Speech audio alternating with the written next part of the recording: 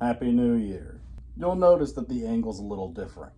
The light strip isn't very friendly with trying to keep me keeping everything in the same spot. So now you're down there, and I'm up here, and I'm in a bag break. We're keeping it pretty simple. I don't know if you can read it, but up here we're doing repeats, and down here we're doing endings. You'll notice that there's two separate music line set thing. We're gonna jump right in. We're gonna go over what repeats do. Repeats are pretty simple. Basically, imagine that there are notes all through here.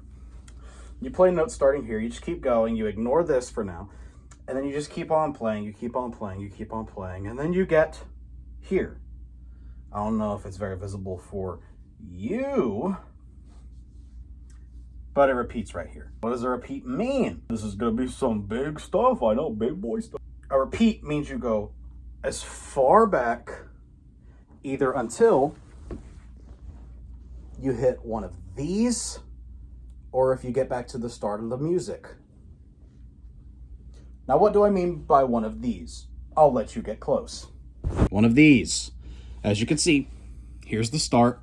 Here is this weird repeat facing towards the rest of the music, leading over to the repeat. Whenever you get a repeat, it will come right back, and instead of starting back here again, you start here. Pretty simple. Now, whoa, I almost fell. Oh my gosh. That would have almost broke my back more. Now you know how repeats work. We're gonna move on to endings, which are like repeats, but they're not. Most commonly, there's only going to ever be two endings whenever you see these things. You'll have a first ending, which is a line closed down, and there's number one right there.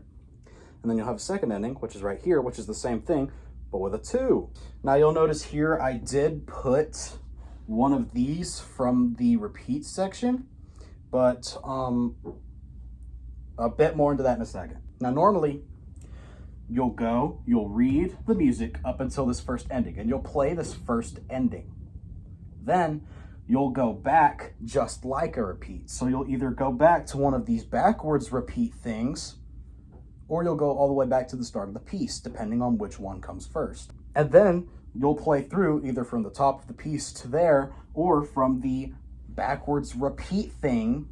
I'm not going to tell you what it is because it's better to just say backwards repeat thing. And once you start playing from there again and you get back to here, you don't play the first ending. So you're going to just ignore it. It's not real. None of this is real anymore after that first time playing through. You just skip any measures in the first ending entirely, and you'll be able to tell because the line will cover any measure that is within the ending.